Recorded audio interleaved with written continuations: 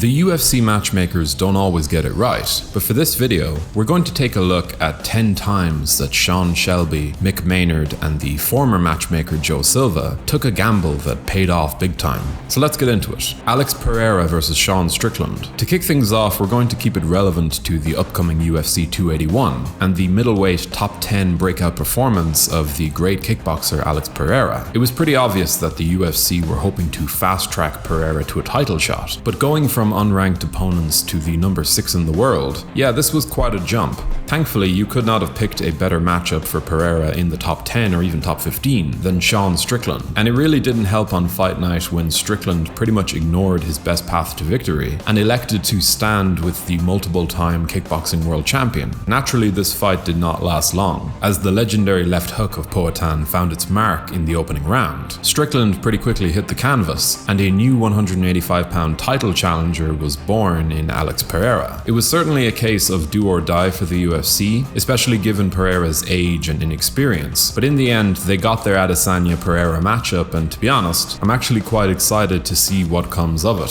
Darren Till versus Donald Cerrone. Only hardcore fans and native Liverpudlians were aware of who Darren Till was when he found his way into a headlining spot opposite Donald Cerrone in Poland back in 2017. You might have heard about his highly technical striking, but back-to-back decisions that followed a draw with Nicholas Dalby, all on fight night cards, didn't exactly make it clear that the UFC were trying to push Darren Till, but push him they did, and all of a sudden, this young striker was given the opportunity to take on a bona fide legend of the game in Donald Cowboy Cerrone, and to say he took that opportunity with open arms would be putting it lightly. Till swarmed on Cerrone with a level of aggression and pace that really wasn't indicative of the level of offense we got from him from then onwards, but on the long list of fighters who successfully managed to exploit Cerrone's famed slow starts, Darren Till did a pretty excellent job, establishing himself as a star in the process. And though he has fallen on some tough times in the cage ever since, he remains one of the more recognizable faces in the game. Prochazka versus Oezdemir. When the UFC finally moved to sign the long-time Ryzen standout and former champion Prochazka, I know personally I was excited at the very least to see this young and electric striker get his opportunity to put on a show on the big stage. What I did not anticipate was that he would eventually go on to win UFC gold, and I definitely didn't think that he would get the number 7 ranked Oezdemir in his debut. The amount of UFC signings who get instantly dropped into the top 10 of their division really isn't that much, and though he did come into the UFC with some incredibly violent form, this bout was one that served as a major step up from any of the competition he had faced in Ryzen. But even though he was tagged and hurt, Prochazka, in what would become a trend, managed to rally, bringing us a truly wild display of pace and pressure to eventually break Oezdemir, as he would then do to Dominic Reyes. A great signing for the UFC that just keeps on exceeding our expectations.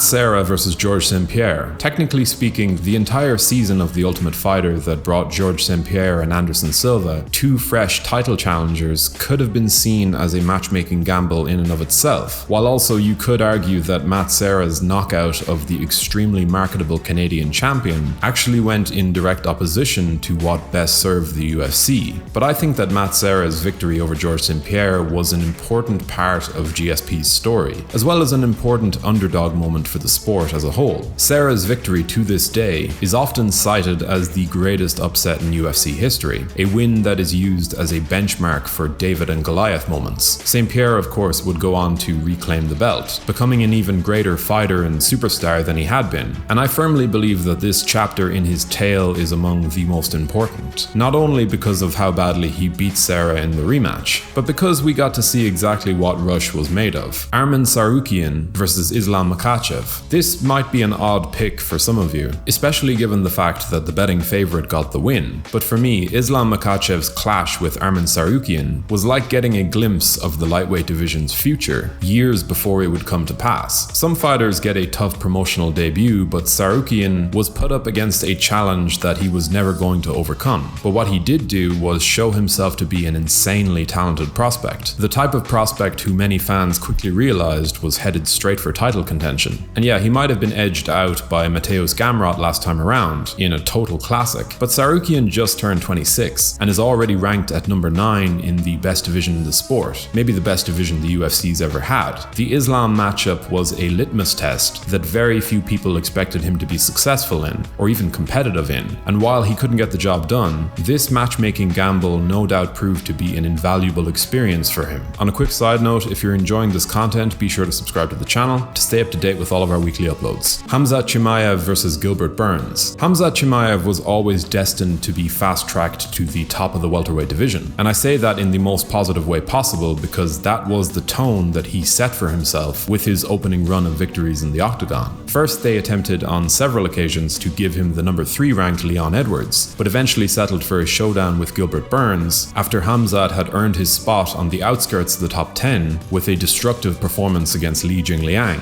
And though we have certainly seen bigger jumps in terms of matchmaking, it was still hard not to call Burns versus Chimaev a gamble. Not only did Gilbert seemingly have the antidote to Chimaev's wrestling in a way that may have forced a stand-up war, but his experience and well-roundedness could have proved fatal for Khamzat if Burns didn't show himself to be that good. In the end, we got one hell of a fight, an instant classic even, and the bout's booking was more than justified. Sean O'Malley versus Petr Yan. A recent entry comes in next in the form of the major step up in competition that saw Sean O'Malley take on the former bantamweight champion Petr Yan. Now look, I know that the judges' scorecards for this fight were controversial, and I agree with O'Malley when he says that his stock would probably be in a better place if he had suffered a narrow defeat instead of a controversial narrow win. But for someone who wasn't even in the top 10, to give one of the pound for pound best fighters in the sport a battle like that is certainly commendable. Sugar Sean looked great in there against a guy in Yan who I would still consider to be among the 10 or so best fighters in the game. And sure, I think the idea of O'Malley now being ranked at number 1 is a bit hard to stomach, but if you cast aside the idea of this being a robbery, because it was pretty damn close, it's clear to see that the UFC's experiment paid off pretty well. Cody Garbrandt versus Dominic Cruz. Cody Garbrandt was barely qualified for a title shot when he received the call to take on the legendary Dominic Cruz. His best wins in the 135-pound division were against Takeo Mizugaki and Thomas Almeida. Good wins, but not the type of top 5 resume that made anyone give him a realistic shot at victory against the defensive master that held the belt. But even with all of his recent failures in mind, on that one night in Las Vegas, Nevada, No Love showed up and looked like the greatest fighter in the sport, making a mockery of the Dominator's legendary footwork and head movement, making him miss with his punches in the way that he had caused so many bantamweights to flail wildly at him in the past. Several knockdowns and just a general air of dominance led the unheralded Garbrandt to a unanimous decision victory, a truly remarkable coming out performance against the GOAT of his division. Again, I know that his form ever since hasn't been all that, but for what it's worth, Cody Garbrandt was just on another level this night. TJ Dillashaw versus Renan Barao 1. Speaking of coming out performances, how about the time TJ Dillashaw gave the great Renan Barao a lesson in striking levels to win the bantamweight strap? At the time, Renan Barao was on a pretty ridiculous run of form, looking every bit as good as any fighter on the planet, and when his original opponent at UFC 173, Rafael Assunção, was forced out of their contest, the UFC decided to give the former TUF finalist TJ Dillashaw a title shot. Dillashaw was a promising prospect, but it wasn't like many were giving him a realistic shot at dethroning Barao. But TJ and his coach Dwayne Ludwig had been devising a striking system that proved to be a kryptonite for Barao's game,